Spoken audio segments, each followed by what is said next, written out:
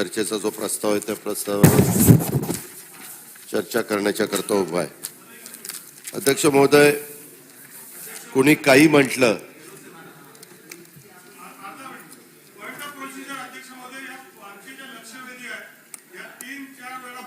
पुढच्या ढकल कधी होणार? माननीय उपमुख्यमंत्री साहेबांनी सुद्धा विनंती केल्यामुळे त्यांच्या लक्षवेधी पुढे ढकलण्यात आलेले आहे. चर्चा तर सुरू आहे. सोमवारी घ्या. म्हणजे बघा अध्यक्ष महोदय, कोणी काही म्हटलं तरी आपल्या राज्यामध्ये शेतकरी हाच जगाचा पोशिंदा आहे आणि तोच जर अडचणीत असेल तर राज्याचं आणि देशाचं अर्थचक्र फिरू शकत नाही. कल्याणकारी कोणत्याही राज्याची संकल्पना राबवत असताना प्रत्येक सरकारने कृषी क्षेत्राला प्राधान्य देण्याची अध्यक्ष महोदय आवश्यकता आहे. नवीन सरकार सत्तेवर आलेलं आहे. मला आठवत आहे विरोधात असताना देवेंद्र फडणवीस मुख्यमंत्री होते, विरोधी पक्ष नेते होते आणि वीज तोडणी असेल, पीक विमा असेल, पीक कर्ज असेल, नैसर्गिक आपत्तीची मदत असेल, कृषी योजना असतील, अशा प्रत्येक बाबतीमध्ये टीकेची एकही संधी त्यावेळेसचे विरोधी पक्ष नेते आणि आत्ताचे उपमुख्यमंत्री महोदय देवेंद्रजी फडणवीस सोडायचे नाही. आज सत्तेत आल्यानंतर आपल्याकडनं शेतकऱ्यांच्या संदर्भामध्ये धडाधडीनं निर्णय होतील ही अपेक्षा आहे. त्याऐवजी कृषी खात्यामध्ये बदल्या, पदोन्नती आणि भरतीमध्ये कृषी खातं अडकलेलं आहे. अशा प्रकारची अध्यक्ष महोदय आजची परिस्थिती आहे. योजनांच्या अंमलबजावणीकडं सरकारचं आणि त्या विभागाचं दुर्लक्ष आहे. नव्याने काही योजना करण्यात सरकारची उदासीनता आहे आणि त्याच्यामुळे अध्यक्ष महोदय आज राज्यातला आपला शेतकरी हा संकटामध्ये सापडलेला आहे. नेहमीच आपण अनुभव घेतो कृषीचा पतपुरवठा. अध्यक्ष महोदय, राज्यामध्ये जेवढ्या जिल्हा मध्यवर्ती सहकारी बँका आहेत त्याच्यामध्ये खूप मोठ्या प्रमाणावर कृषीला पतपुरवठा केला जातो, परंतु काही जिल्ह्यामध्ये जिल्हा मध्यवर्ती सहकारी बँकांची अतिशय दयनीय अवस्था आहे. अध्यक्ष महोदय, तिथल्या शेतकऱ्यांचं तर काही म्हणजे त्यांचं नुकसान होतंय शेतकऱ्यांचं, त्यांचा कुठलाही दोष नाही. फक्त त्या भागातल्या जिल्हा मध्यवर्ती सहकारी बँका चालवणाऱ्यांनी त्यांचं नुकसान केलं आणि राष्ट्रीयकृत बँका आणि खाजगी बँकांची जबाबदारी आहे. परंतु त्या बँका देखील जेवढ्या उत्साहाने छोट्या आणि मध्यम उद्योगांना पतपुरवठा करतात तेवढा उत्साह कृषी पतपुरवठा करण्यासाठी दाखवत नाही. आणि म्हणून अध्यक्ष महोदय, मी फक्त पीक कर्जाकरता बोलत नाही. पीक कर्जाबरोबरच अध्यक्ष महोदय पशुसंवर्धन, कुक्कुटपालन, मत्स्य व्यवसाय हे देखील कृषीपूरक अशा प्रकारचे व्यवसाय, रेशीम उद्योग देखील त्याच्यातच मोडतो. शेतकऱ्यांना 4 पैसे मिळवून देणारा व्यवसाय, त्याकरता आपण पतपुरवठा करायला भरपूर वाव आहे. मात्र अध्यक्ष महोदय, शेतकऱ्यांना किसान क्रेडिट कार्ड देखील, ज्याला KCC म्हणतो, ते नाकारलं जातं.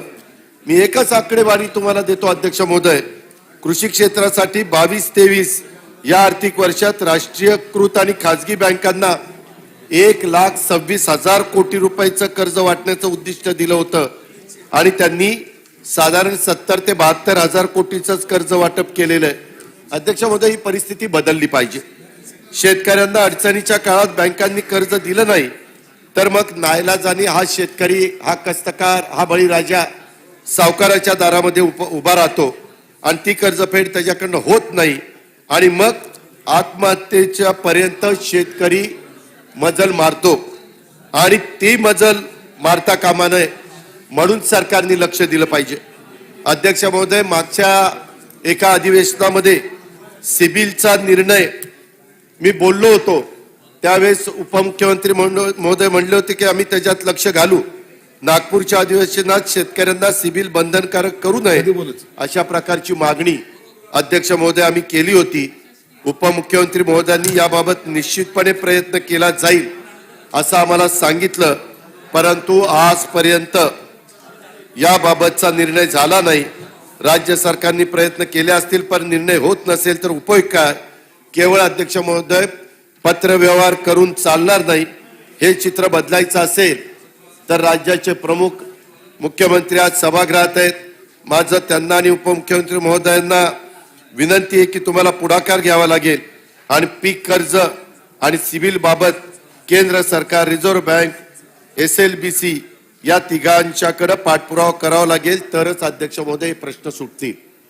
अध्यक्ष महोदय, खरीपाचं पीक देखील कर्ज वेळेवर मिळत नाही.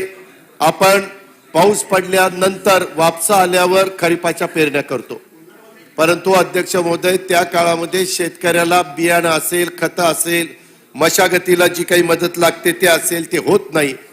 त्याचा पीक कर्ज तोपर्यंत मंजूर केलं जात नाही आणि मग तो वापसा उडाला तर शेतकरी एकदम हवालदिल होतो. त्याच्यामुळे एका बाजूला कर्ज मिळत नाही आणि दुसऱ्या बाजूला नैसर्गिक आपत्तीमुळे त्या शेतकऱ्याचं नुकसान होत आहे. पीक विमा कंपन्या मदतीचा हात देत नाही. आता कार अर्थसंकल्पामध्ये उपमुख्यमंत्र्यांनी सरकारच्या वतीनं सांगितलेलं की आम्ही 1 रुपयाचा आता शेतकऱ्यांचा पीक कर्जाला घेणार आहे. त्या संदर्भामध्ये अजून मी माहिती घेतोय. अर्थसंकल्पावर बोलत असताना मी त्याच्यावर बोलीन, परंतु केंद्र सरकारचा हिस्सा, राज्य सरकारचा हिस्सा आणि शेतकऱ्याचा हिस्सा याबद्दल स्पष्ट भूमिका सरकारच्या वतीनं पुढे आली पाहिजे. अध्यक्ष महोदय, अलीकडे विमा कंपन्यांबाबत तक्रारी वाढलेल्या आहेत. आता शेतकऱ्यांना बदनाम करण्याचा कट देखील काही लोकांनी आखलेला आहे.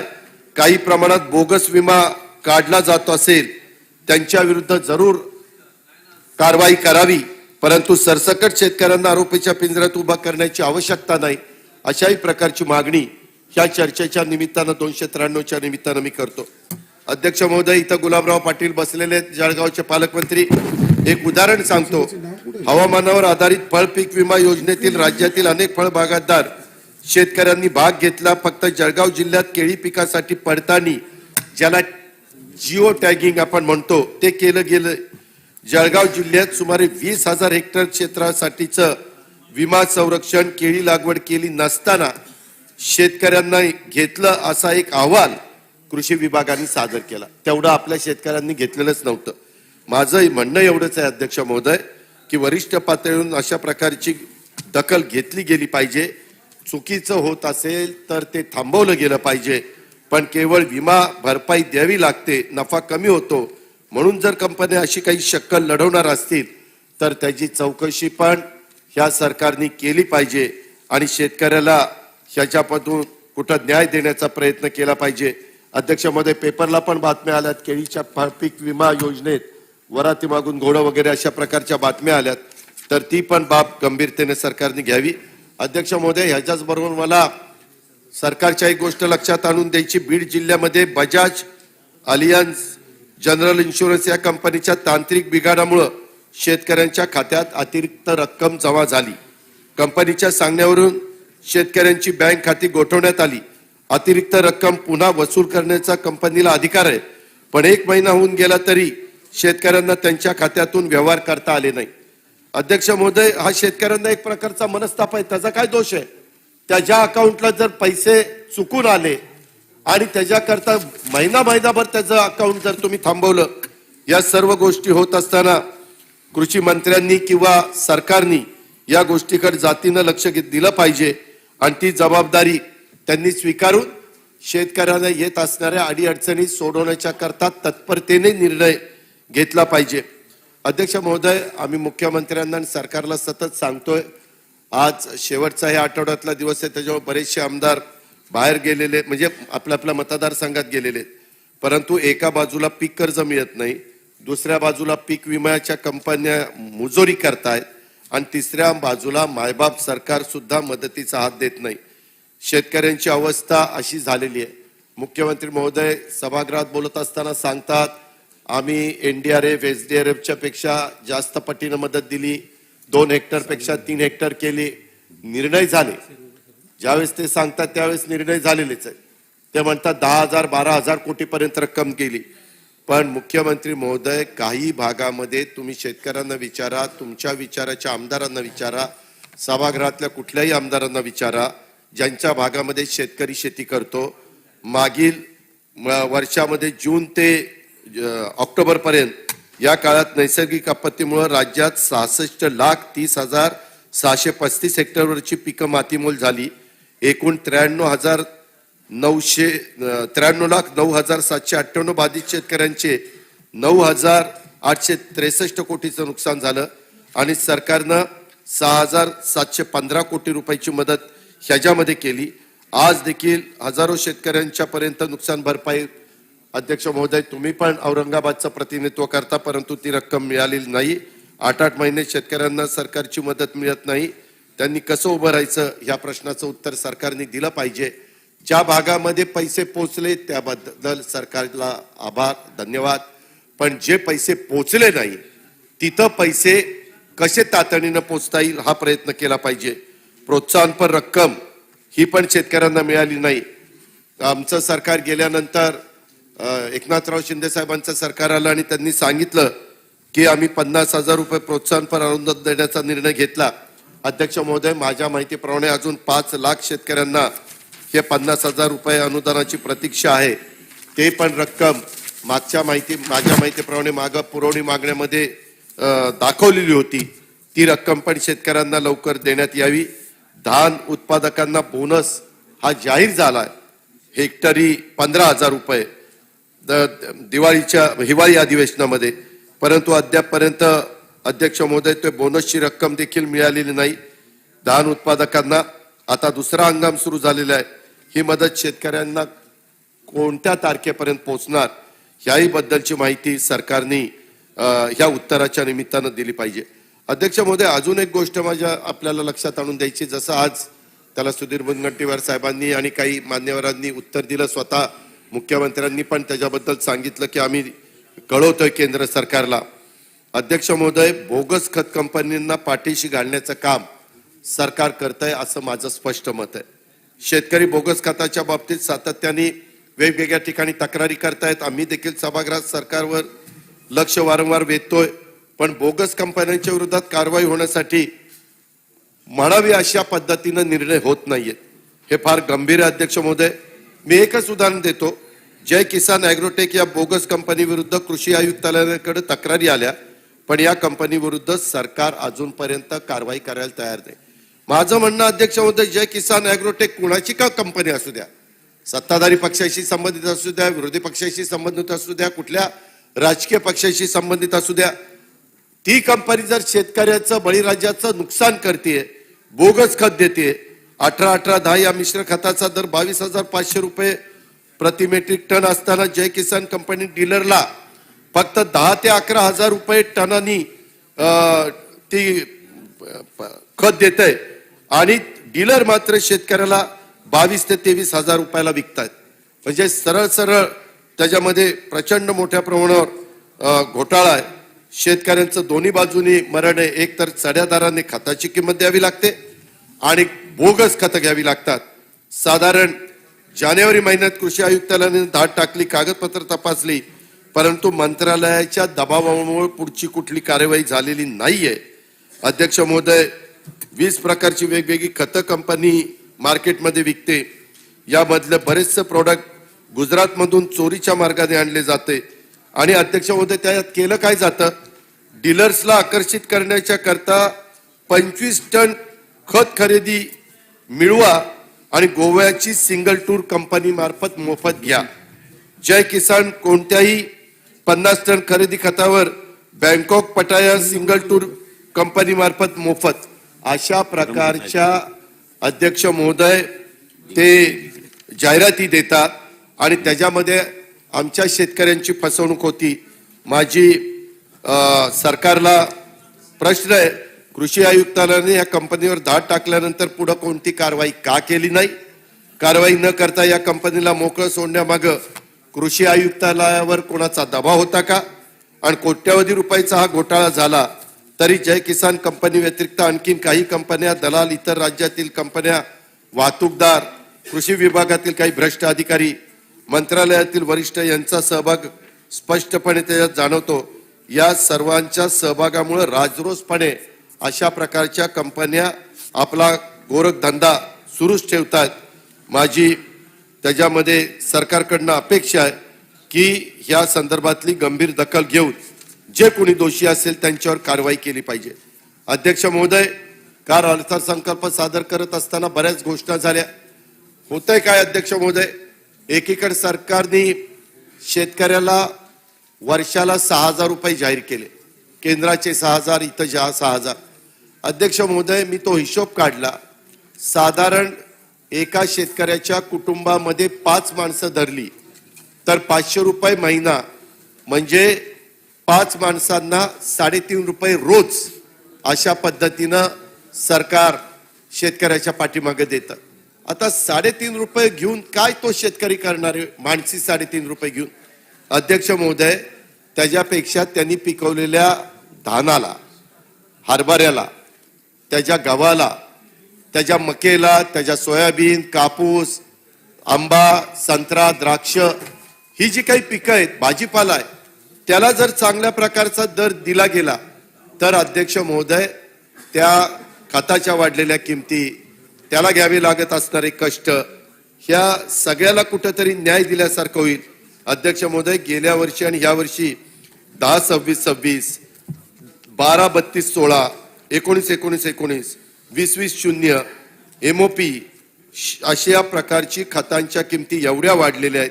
मला या निमित्तानं सरकारला एक गोष्ट सांगावीशी वाटते की ज्या बाबतीत शेतकऱ्यांना दिलासा मिळाला पाहिजे तो मिळत नाही. तोपर्यंत शेतकऱ्यांच्या हातात काही उत्पन्न मिळत नाही. त्याच्यामुळे खतांच्या किमती आटोक्यात आणण्याच्या करता केंद्र सरकारकडं राज्य सरकारनी पाठपुरावा केला पाहिजे. खतांच्या किमती वाढल्या, बळीराजाचं आर्थिक गणित कोलमडलं, अशा प्रकारच्या बातम्या सातत्याने येतात. शेतीमालाला योग्य भाव द्या, ग्रामीण अर्थकारणावर परिणाम होतोय असंही त्या ठिकाणी बोललं जातंय. खताच्या तुटवड्यामुळे दुबार शेती संकटात आलेली आहे, अशाही प्रकारच्या सतत बातम्या ऐकायला मिळतात. खतांच्या लिंकिंग मधून शेतकऱ्याची लुबाडणूक होतीये, त्याही गोष्टी थांबल्या पाहिजेत. मागच्या हंगामामध्ये अध्यक्ष महोदय, काही ठिकाणी काय झालं, मागणी नसलेल्या nano urea, compost, micro nutrient, water soluble खताचे मुख्य खतांसोबत लिंकिंग करण्यात आलं. ज्यांना मुख्य खतं पाहिजेत त्यांनी ही बाकीची खतं घेतली पाहिजे असं बंधन घालण्यात आलं. अध्यक्ष महोदय, त्या शेतकऱ्याला जे खत पाहिजे ते घेऊ द्या ना, परंतु हे खत पाहिजे असेल तर तुला हे घ्यावं लागेल, हे कारण नसताना त्याच्यावरती बळजबरी केली जाते. हा जो प्रकार सध्या महाराष्ट्रामध्ये काही भागात चालू आहे, त्याबाबत कृषी विभागाने कठोर कारवाई करण्याची आवश्यकता आहे. लिंकिंगच्या विरोधामध्ये विक्रेते देखील आक्रमक झालेले आहेत, ह्याची पण नोंद त्या बाबतीमध्ये घेतली पाहिजे. अध्यक्ष महोदय, शेतकऱ्यांची वीज माफी देण्याचा निर्णय, खरं तर मुख्यमंत्री महोदय, आपण आणि देवेंद्र फडणवीसांनी सरकार आणलं त्यावेळेस तुम्ही आम्हाला सांगितलं की आम्ही 12 तास वीज देणार आहोत, दिवसा वीज देणार आहोत. गुलाबरावजी, तुमच्याही वाचण्यात आलं असेल, मुनगंटीवार साहेब तुम्ही पण वाचला असेल. आता 12 तास वीज दिवसा देणार असं सांगितल्यानंतर आजपर्यंत जवळपास 10 महिने झाले सरकार येऊन, आम्हा शेतकऱ्यांना आपल्या महाराष्ट्रातल्या दिवसा वीज अशा प्रकारे मिळत नाही. विजेचे कनेक्शन तोडणं चालूच आहे. आम्ही त्यांना विचारतो किंवा उपमुख्यमंत्री ऊर्जा मंत्र्यांनी सांगितलं की कनेक्शन तोडायचे नाही, ते सांगतात की तशा प्रकारचे आदेश आमच्याकडे नाहीत. माझी विनंती आहे की एकीकडे निर्णय तुम्ही आम्हाला इथे एक देता आणि फील्डवर मात्र शेतकऱ्याचं, बळीराजाचं अतिशय ससे होलपट होतीये. त्याचा कुठंतरी विचार ऊर्जा मंत्री आणि उपमुख्यमंत्र्यांनी केला पाहिजे. निर्णय घेण्याचे अधिकार त्यांच्याच हातात आहे. स्वतःची केलेली मागणी त्यांनी पूर्ण करावी. तुम्हाला आठवत असेल मुनगंटीवार साहेब, ज्यावेळेस तुम्ही विरोधी पक्षामध्ये होता त्यावेळेस इथं बसूनच विरोधी पक्ष नेता या नात्याने त्यांनी सांगितलेलं होतं वीज माफी द्या, विजेला माफी द्या. त्यांनी 2-3 राज्याला पण उदाहरण दिली होती. मला वाटतं पंजाबचं दिलं होतं, तेलंगणाचं दिलं होतं, मध्य प्रदेशचं दिलेलं होतं. आता आमचं म्हणणं आहे की बाबा, आम्हाला तर त्यावेळेस आम्ही सरकारमध्ये असताना करता आलं नाही, आम्ही ते मान्य करतो.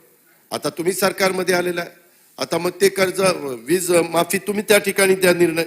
शेतकऱ्यांच्या अंगावर हसून ओढण्यापूर्वी आपणच केलेल्या मागणीप्रमाणे राज्य सरकारने हा बोजा स्वीकारावा आणि संपूर्ण वीज माफी त्या ठिकाणी करून टाकावी. मात्र शेतकऱ्यांचं वीज तोडू नये.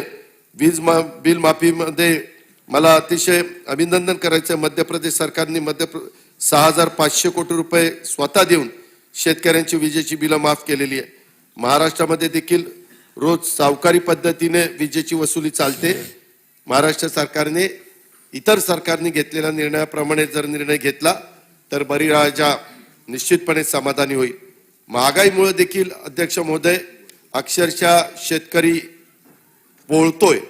अध्यक्ष महोदय उत्पादन खर्च सातत्याने वाढतोय.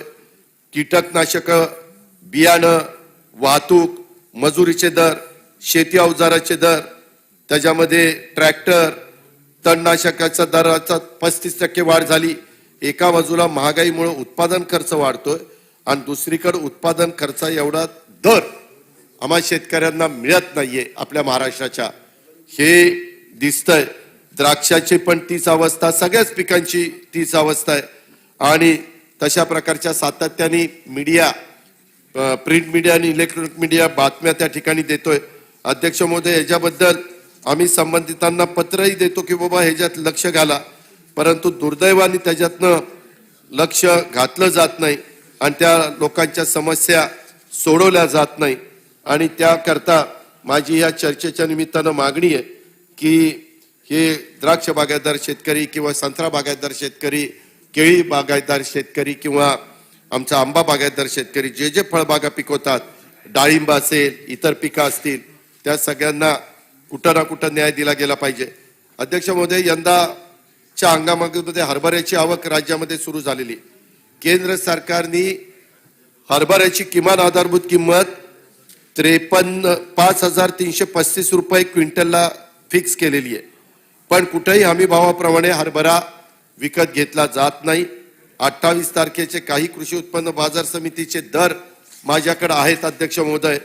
परभणीला 4,400 ते 4,500, जिंतूरला 4,500 ते 4,568, हिंगोलीला 4199 ते 4645, बसमतला 4460 ते 4665, सेनगावला 4250 ते 4500.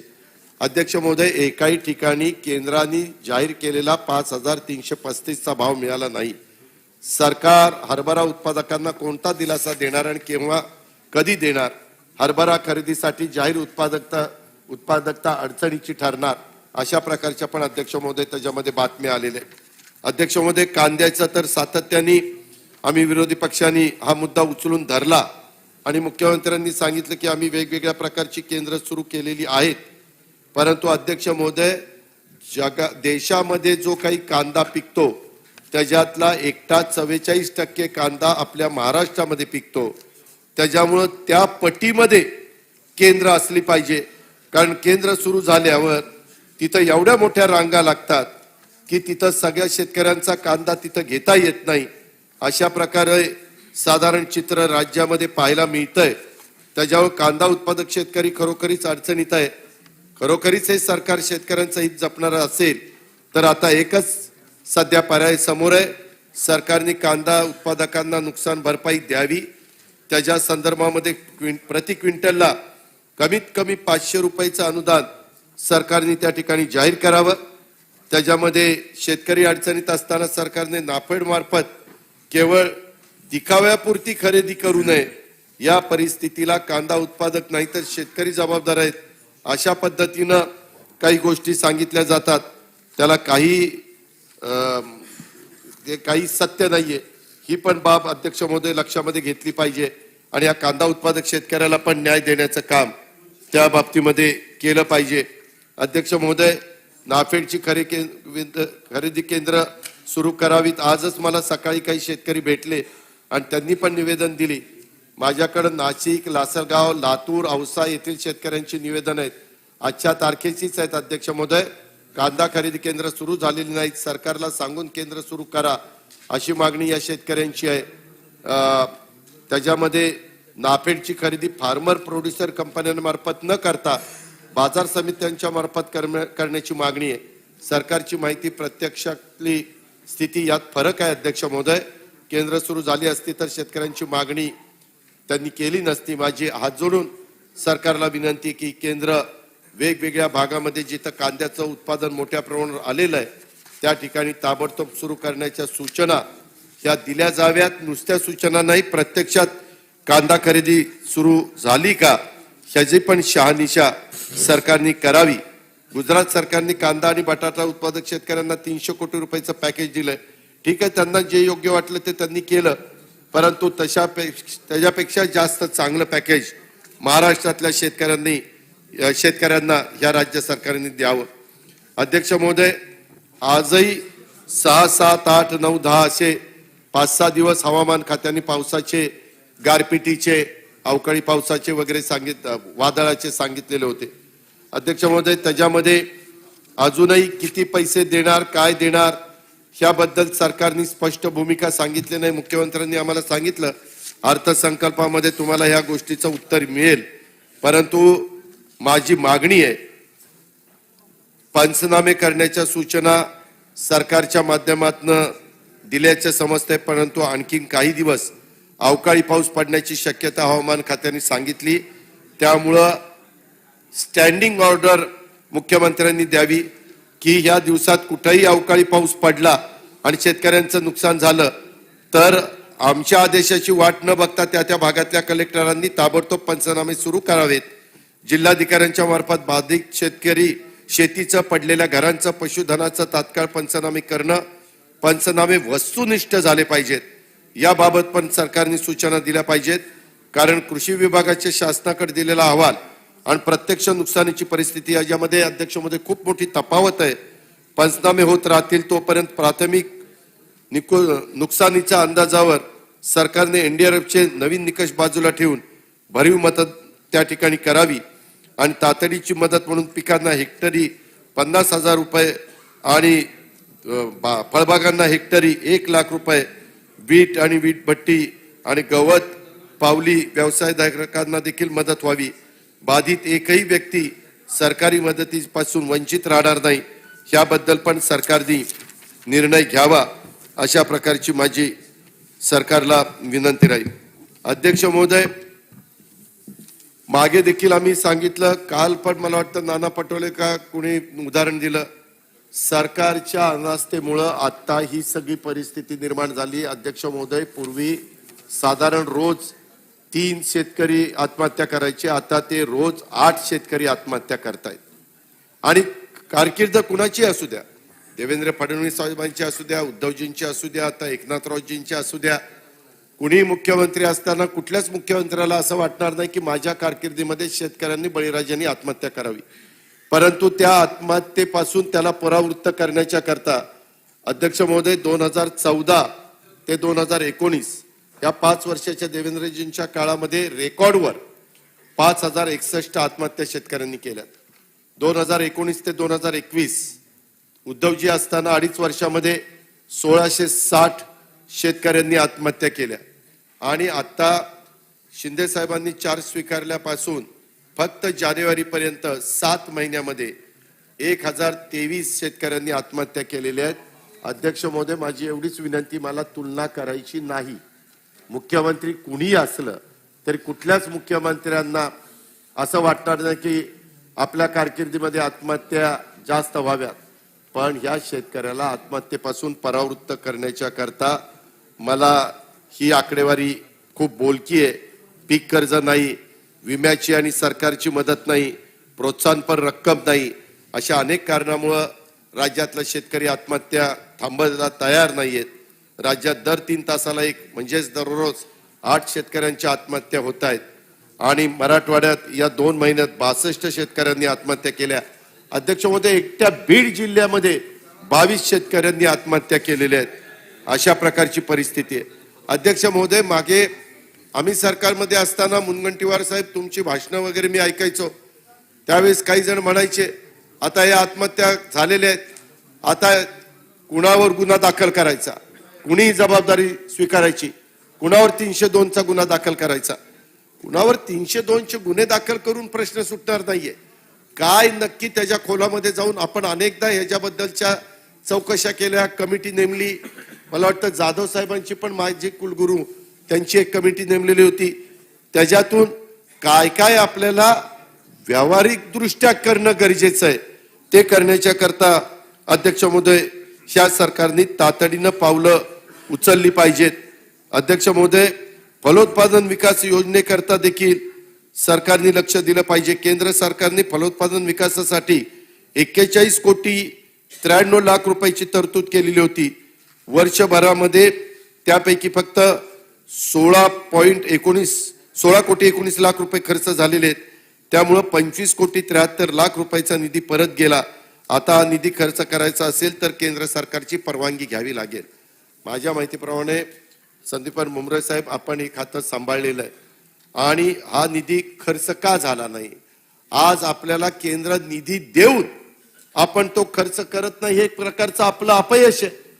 केंद्र सरकार देतंय, आपण आपल्या पदरामध्ये पाडून घ्यायला कमी पडतोय आणि हा निधी खर्च का झाला नाही ह्याची जबाबदारी कुणावर आहे? याची किमान चौकशी सरकारने करावी. जो अधिकारी दोषी आहेत, अध्यक्ष महोदय, मुख्यमंत्री महोदय, असे काही तुम्ही अधिकाऱ्यांच्यावर कारवाई केली पाहिजे की तुझी जबाबदारी होती, तुला उद्दिष्ट ठरवून दिलेलं होतं, तू कमी पडला. असं जर केलं तरच काहीतरी ह्याच्यातनं मार्ग निघेल. कृषीच्या निष्क्रियतेमुळे निधी परत जाण्याची परिस्थिती, ही परिस्थिती आपल्यावर येता कामा नये.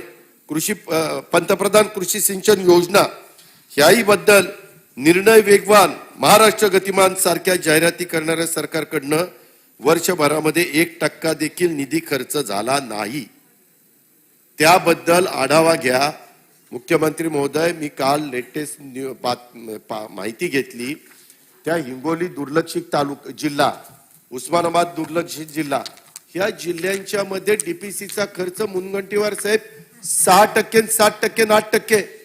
ऍव्हरेज माझ्या माहितीप्रमाणे राज्याचा खर्च 35%, ऍव्हरेज 35% कालपर्यंत सरकारचेच आकडे. आणि राहिलेल्या जर 20 दिवसामध्ये आपण बाकीचा खर्च करायला लागलो तर कामं न होता बिलं काढली जातील. एवढा गोंधळ होईल की काही त्याला अर्थच नाही. जसं हे तसं सरकारचा अर्थसंकल्प पण गेल्या वर्षीचा 51-52% अध्यक्ष महोदय कालपर्यंतचा खर्च होता. त्याबद्दल पण अध्यक्ष महोदय लक्ष दिलं पाहिजे. आणि अध्यक्ष महोदय, मला मुख्यमंत्री महोदय एक गोष्ट लक्षात आणून द्यायची.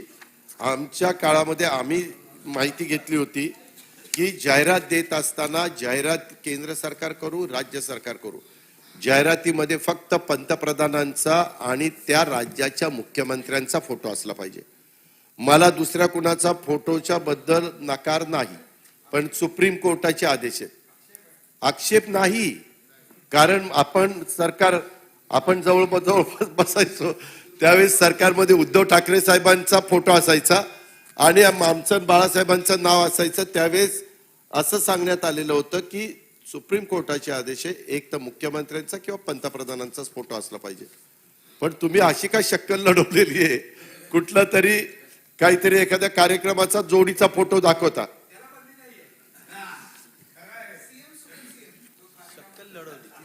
मग तेव्हा तुम्हाला सांगता आलं नाही का ह्या तिघांचा एकत्र कार्यक्रम? मला साहेब, मी फोटोला आपापलेला नाहीये, तो याच्यात गमतीचा भाग आहे. परंतु अध्यक्ष महोदय, आमची एवढीच विनंती आहे की जाहिरातबाजी करत असताना त्या जाहिरातीचा खऱ्या अर्थाने लोकांना पण उपयोग झाला पाहिजे. मी उदाहरण देतो. पंतप्रधान कृषी सिंचन योजने 2 सुरू करून जवळजवळ 1 वर्ष झालं. या योजनेसाठी राज्यातील कृषी विभागाने 1335 कोटी 57 लाख 5 अशा पद्धतीनं 5,65,000 हेक्टरसाठी प्राथमिक प्रकल्प अहवाल मंजुरी करता केंद्राकडे पाठवला. 83 कोटी 47 लाखाचा पहिला हप्ता वसुंधरा पाणलोट विकास यंत्रणेकडे वर्ग करण्यात आला. राज्यातील 1630 गावांच्यासाठी 144 प्रकल्पांना मंजुरी मिळाली. अध्यक्ष महोदय, एप्रिल 2022ला याबाबत शासन निर्णय निघाला. त्यानंतर जलसंधारण विभागाने एजन्सी नेमण्याची जाहिरात दिली. नवीन सरकार आल्यानंतर तुम्ही या जाहिरातींना स्थगिती देऊन टाकली. केंद्र सरकारने 30 ऑक्टोबर पर्यंत सविस्तर प्रकल्प अहवाल तयार करण्याची मुदत दिली होती, पण तुम्ही घातलेल्या स्थगितीमुळं घोळामुळं एकही सविस्तर प्रकल्प अहवाल तयार झाला नाही. आता शेवटी सविस्तर प्रकल्प अहवाल शिवाय आणि ग्रामसभेशिवाय मान्यतेशिवाय योजनेची कामे सुरू करण्याचे आदेश आयुक्तालयाकडनं दिले गेलेले आहेत. अध्यक्ष महोदय, ह्याच्यामध्ये 1% देखील निधी खर्च झाला नाही. माझं काय म्हणणं आहे की केंद्राचे जेवढे पैसे, मी पण अर्थमंत्री असताना हा कटाक्षाने प्रयत्न करायचो. तुम्ही 5 वर्ष अर्थमंत्री होता. आपल्याकडे निधीची मर्यादित निधी असतो. त्यावेळेस अशा प्रकारे बाहेरचा जास्तीत जास्त हक्काचा आपला निधी, केंद्राचा म्हणजे आपल्या राज्याच्या हक्काचा निधी, तो मात्र खर्च केलाच गेला पाहिजे. दुष्काळ घालवण्यासाठी असलेल्या योजनांवर हा घोळ जर सरकार घालत असेल तर वर्षभरात हा निधी का खर्च केला नाही, याला कोण जबाबदार आहे, याचाही खुलासा आम्हाला चर्चेच्या माध्यमातून सरकारने दिला पाहिजे. हे का कृषी सिंचनचा अवघा 0.54% निधी खर्च, अवघा म्हणजे अर्धा टक्का पण नाही, ही अवस्था आहे. अध्यक्ष महोदय, बदल्यांच्या मध्ये सध्या गैरव्यवहार चाललेले आहेत असं ऐकायला मिळतं. विशेषतः वर्ग 1 वर्ग 2च्या अधिकाऱ्यांच्या बदल्यांच्या बाबत शासन मान्यता घ्यावी ही अट आपण समजू शकतो, परंतु कृषी मंत्री महोदयांनी वर्ग 3च्या कर्मचाऱ्यांच्या आंतरविभागीय बदल्यांबाबत शासन मान्यता घेण्याचे आदेश कृषी आयुक्तांना दिले. याचं कारण काय? माझं म्हणणं आहे की बदल्यांचं पण विकेंद्रित आयुक्तालयाला देऊ ना बदल्या, त्या पुन्हा मंत्रालयात कशाला आणता, त्याच्यामध्ये वेळ का लावता? आता कृषी मंत्री यांनी एक पत्र पाठवून कृषी विभागातील भरती पदोन्नती बदल्या यासाठी शासन मान्यता घ्यावी असे स्पष्ट आदेश दिलेले. अध्यक्ष महोदय, ह्याच्यामध्ये विलंब लागतो, ह्याच्यामध्ये पारदर्शकता राहत नाही. कृषी विभागाच्या वर्ग 3 मधील कर्मचाऱ्यांना आंतर संभागीय बदल्यांमध्ये मनमानी कारभार सुरू असल्याचा आरोप कर्मचाऱ्यांनीच केलेला आहे.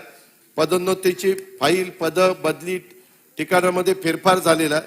अध्यक्ष महोदय, ह्या गोष्टी होता कामा नये. राज्यातील कृषी अधिकाऱ्यांना पदोन्नती देताना मूळ यादीतील पदांमध्ये फेरफार केले गेले. प्रशासनाने सुचवलेली पद आणि ठिकाण यात राजकीय हस्तक्षेपातून मोठ्या प्रमाणावर बदल होत गेले तर त्याचा परिणाम डिपार्टमेंटवर होतो.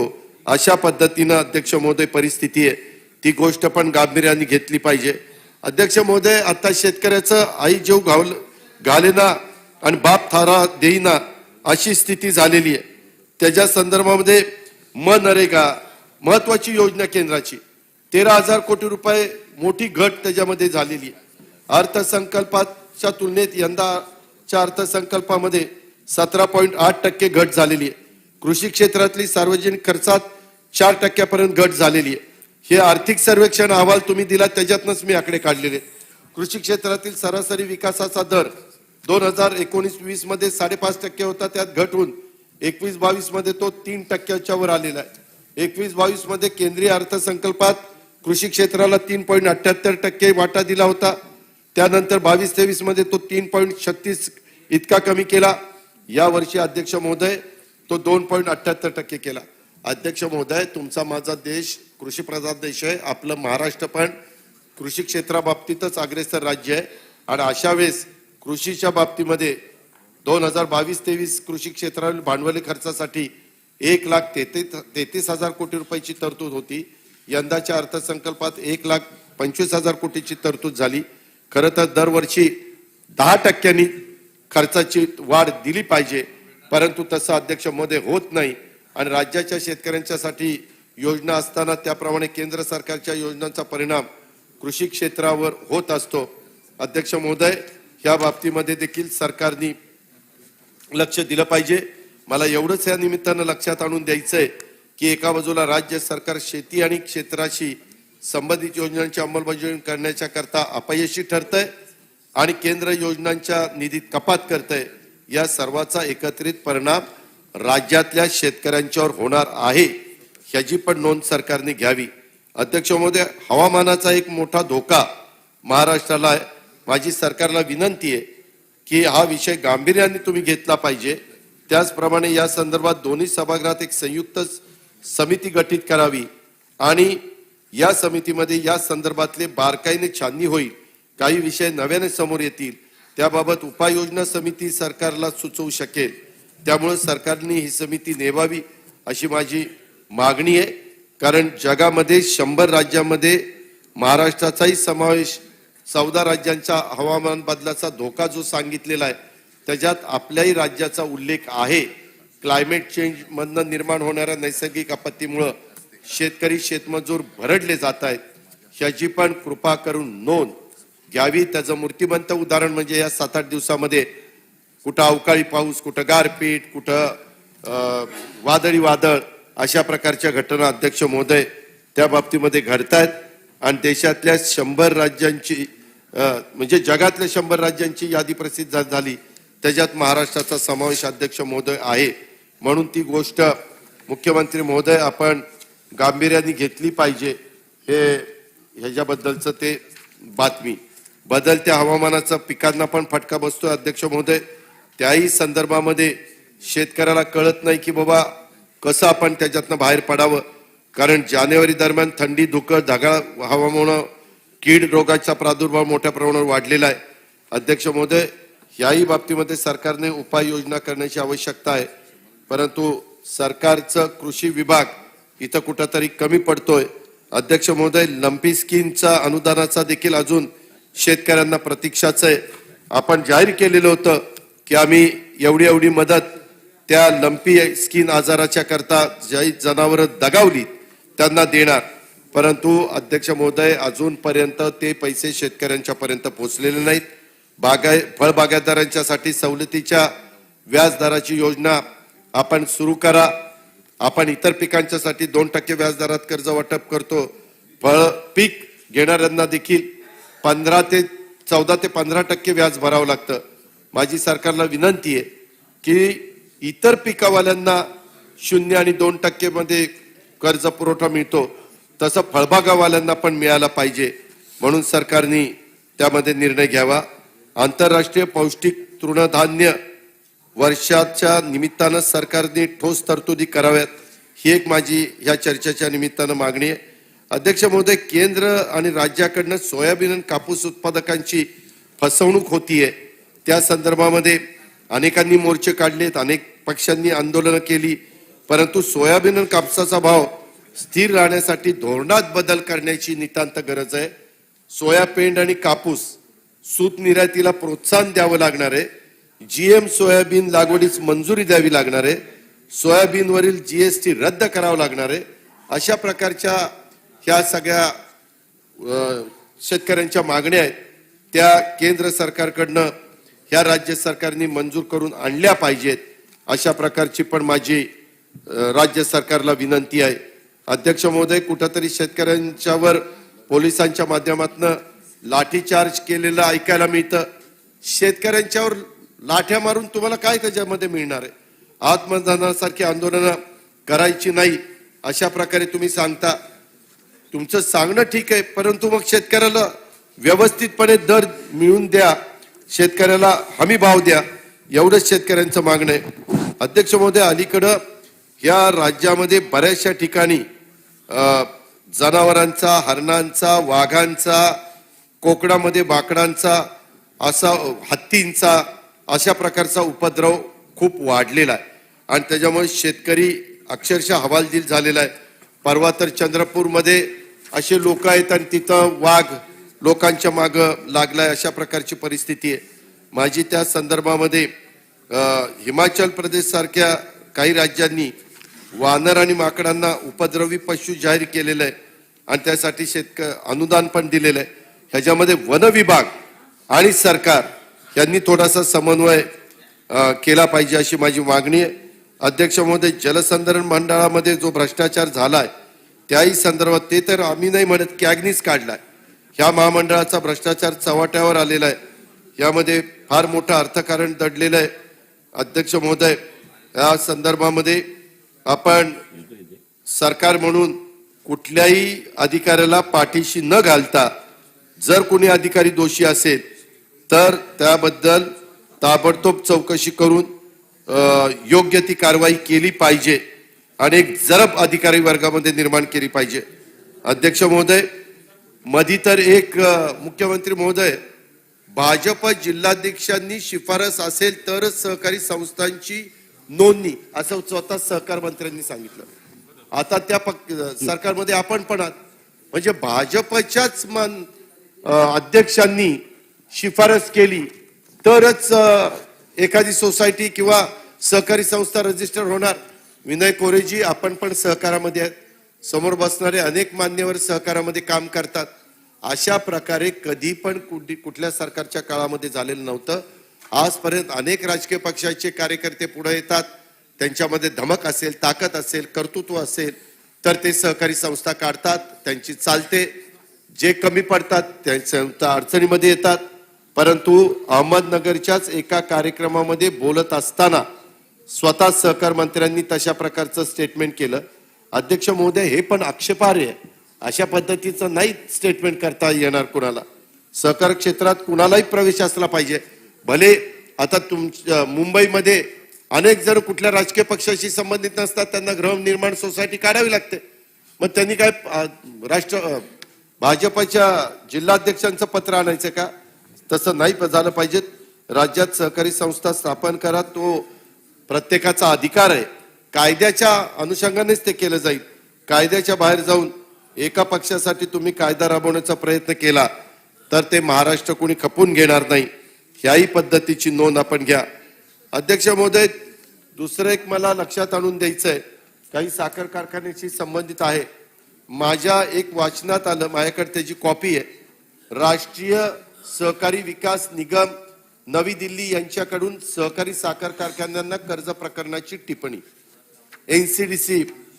अध्यक्ष महोदय, मुख्यमंत्री महोदय, मला तुम्हाला सांगायचं आहे, साखर कारखान्यांनी तुमच्या माझ्या महाराष्ट्रामध्ये आर्थिक सुबत्ता आणण्याचं काम केलं. आता हे जे काही पत्र आलेलं आहे, त्या पत्रामध्ये कारखाने कुठले कुठले आहेत बघा. 9 कारखान्यांना 1031 कोटी रुपये द्यायचे. ठीक आहे, तो तुमचा अधिकार आहे.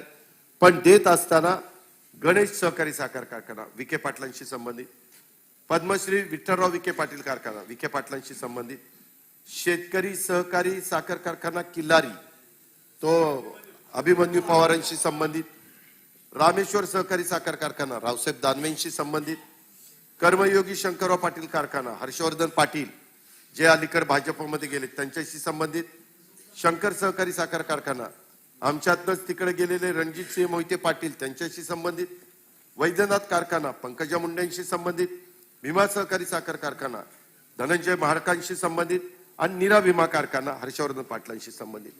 म्हणजे जे पूर्वी काँग्रेसमध्ये होते, राष्ट्रवादीमध्ये होते, तोपर्यंत भास्करराव त्यांचे कारखाने तिकडे नव्हते. आता ते तिकडे गेले, भाजपत गेले की ते चांगले झाले. ते एकदम व्यवस्थित त्यांचं म्हणजे सगळं, म्हणजे आपण कसं गोमूत्र शिंपडल्यावर एखाद्याचं सगळं शुद्ध होतं, पवित्र होतं, तसला प्रकार आहे. आणि अध्यक्ष महोदय, असं जर एकतर्फी, मग मी स्वतः देवेंद्रजींना पण हे दाखवलं, कारण नाही म्हणलं तर एकनाथराव शिंदे साहेबांचा तसाच सहकारी साखर कारखान्याशी संबंध कमी येतो, पण विनय कोरे तुमचा येतो, तुम्हालाही माहिती आहे.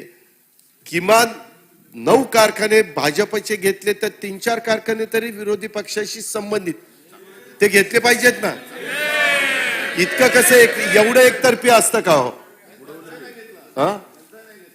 नाही, त्यांना दिले, त्यांना पहिलंच दिले महाराज, तुम्हाला माहिती नाही. त्यांना 100 कोटी रुपये दिलेले होते. आणि त्याच्यानंतर म्हणजे ठीक आहे, त्यांनी तरी काय वैयक्तिक स्वतः करता घेतले का वारणा परिसरातल्या शेतकऱ्यांच्या करता घेतले, त्याच्याबद्दल माझं दुमत नाही. हेही कारखाने सगळ्याच लोकांचा ऊस जातो. पण एवढं एकतर्फी असं करून अध्यक्ष महोदय, तुम्ही तर तिथं असल्यावर एवढं सारखं लक्षात आणून देता, इथं हे चूक झालं, तिथं ते चूक झालं, म्हणजे तसं तुम्ही आता निर्देश द्या ना की बाबा इथं दुजाभाव. माझी एवढीच विनंती आहे, असा दुजाभाव करू नका. इतरही साखर कारखान्यांना कर्जाची आवश्यकता आहे, त्यांचे जे नियम आहेत त्या नियमाच्या अधीन राहून द्या. मी आउट ऑफ वे जाऊन द्या असं म्हणणार नाही. त्यांचेही अर्ज सरकारकडे आलेले आहेत, परंतु फक्त ते सत्ताधारी पक्षाशी नेत्यांशी संबंधित नाहीयेत म्हणून नाही. आता मला विचार करावा लागतो की बाबा त्या कारखान्यांना सांगावं का काय, तुम्ही तात्पुरतं शिंदे साहेबांच्याकडे जावा आणि त्यांच्या यादीतनं नंबर लावा, असं काही करावं लागतं का काय? शेवटी असं बरोबर नाही. नाही, तुमची यादी नाही, अजून साखर कारखानेवाले तुम्हाला मिळालेले नाहीये. याच्यातला गमतीचा भाग जाऊ दे. पण माझी एकनाथराव शिंदे साहेब तुम्हालाही विनंती आहे की खरोखरीच ग्रामीण भागाचा चेहरा मोहरा आर्थिक सुबत्ता आणण्याचं काम साखर कारखानदारी करते. काही गोष्टी चुकीच्या झाल्या असतील, मी त्याचं समर्थन करणार नाही, परंतु 100त 5-10% चुकीचं झालं म्हणून 90% भरडलं जावं असं त्याच्यामध्ये होता कामा नये.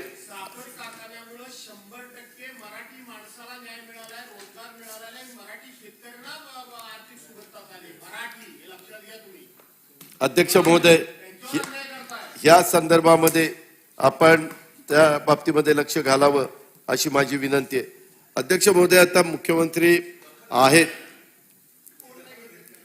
अध्यक्ष महोदय, नाशिक जिल्ह्यामध्ये देवळा तालुका आहे, माळवाडी गाव आहे. आपलेच मला वाटतं आहेर साहेब तिथलं प्रतिनिधित्व करतं, बरोबर ना माळवाडी? तर अध्यक्ष महोदय, तिथं काही शेतकऱ्यांनी त्यांचे वेगवेगळी पिकं घेत असताना त्यांनी 3-4 वर्षापासून शेती उत्पादनात मालाला फुटी कवडी पण दाम मिळत नाहीये. त्याच्यामध्ये भाजीपाला, ऊस, कडधान्य, नगदी पिकं, कांद्याचं पीक, माळवाडी, फुले माळवाडी गावासह देवळा तालुक्यातील कांदा या प्रमुख पिकावर शेतकरी आपला उदरनिर्वाह भविष्य बघतायत. त्यात शेतकरी कुटुंबाचं आरोग्य, शिक्षण, लग्न, मुख्य म्हणजे दैनंदिन जीवन जगण्याला लागणारा पैसाही शेती व्यवसायात उपलब्ध होत नाही.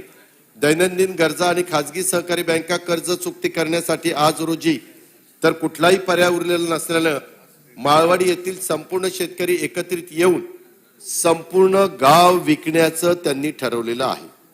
याकडे शासनाने शेतकऱ्यांच्या गरजा भागवण्यासाठी व कर्जमुक्त करण्यासाठी शेती उत्पादित मालाला भाव मिळवून देण्यासाठी प्रयत्नशील राहावं. अन्यथा आम्हाला गाव विकायचे, ते सरकारने विकत घेण्याची मागणी शेतकरी प्रवीण बागुल, अमोल बागुल, राकेश सोनवणे या सगळ्या शेतकऱ्यांनी केलेली आहे. त्यांनी केंद्र सरकारला पत्र लिहिलंय, राज्य सरकारला पत्र लिहिलंय, सगळ्या शेतकऱ्यांनी त्याच्यावर सह्या केलेल्या आहेत. माळवाडी गाव विकणं बातम्या आलेल्या आहेत, माळवाडी गाव विकणं अशा प्रकारच्या बातम्या. कुणीही सरकारमध्ये असलं तरी अशा प्रकारच्या बातम्या या शेतकरी संघटनेनी तहसीलदारांना पण जाऊन तशा प्रकारचं निवेदन दिलं. अशा या सगळ्या गोष्टी आहेत. जर आपलं सरकार असताना शेतकऱ्यांना स्वतःचं गाव विकण्याची वेळ जर येत असेल तर त्या सरकारने आत्मपरीक्षण केलं पाहिजे आणि जिथं कुठं चुकत असेल ते दुरुस्त केलं पाहिजे. त्या संदर्भामध्ये शेतकऱ्यांना दिलासा दिला पाहिजे. त्या गावकऱ्यांना ह्या त्यांच्या मागणीपासून परावृत्त केलं पाहिजे. ती पण मागणी आजच्या या चर्चेच्या निमित्तानं मी 293च्या चर्चेच्या निमित्तानं करू इच्छितो. अध्यक्ष महोदय, माझी शेवटी एवढीच मागणी आहे, एकाही शेतकऱ्याची आत्महत्या होणार नाही असं वचन सरकारमध्ये आल्यानंतर देणाऱ्या सरकारच्या काळात शेतकरी आत्महत्या तर वाढल्याच, परंतु कोणत्याही शेतकऱ्याला दुर्दैवाने दिलासा मिळाला नाही.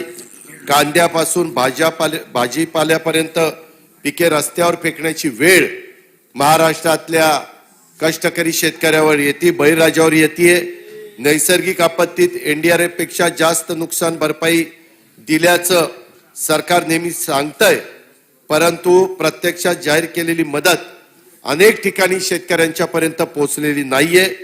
पीक कर्ज असेल, पीक विमा असेल, प्रत्येक बाबतीमध्ये शेतकऱ्याला वाऱ्यावर सोडण्याची परिस्थिती आहे.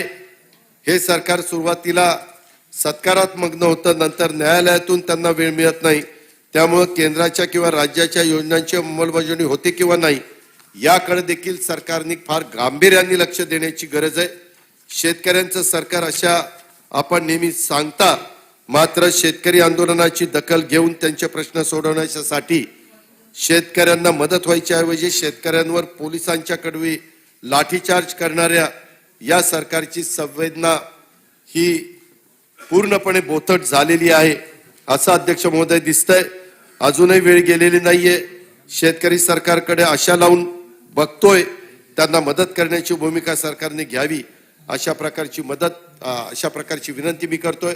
अध्यक्ष महोदय, राज्याचे प्रमुख हे सभागृहात आहेत, त्याच्यामुळं मला त्याबद्दल काही बोलायचं नाही, पण ही आम्ही जी काही चर्चा आणलेली आहे ही बहुतेक शेती, सहकार आणि पशुसंवर्धन वगैरे अशा संबंधित डिपार्टमेंटशी आहे.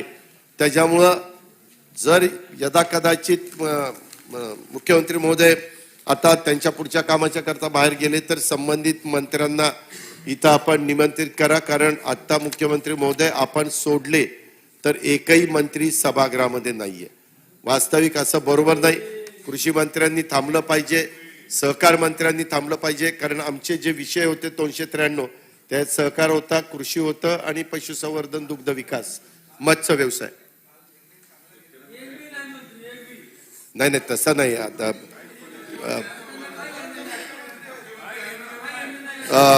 एकनाथराव शिंदे साहेब सरकार म्हणून लोकाभिमुख निर्णय घ्यावेच लागतात, त्याबद्दल दुमत असायचं कारण नाही. परंतु ह्या सभागृहाचं पण पावित्र्य राखलं पाहिजे, गांभीर्य राखलं पाहिजे.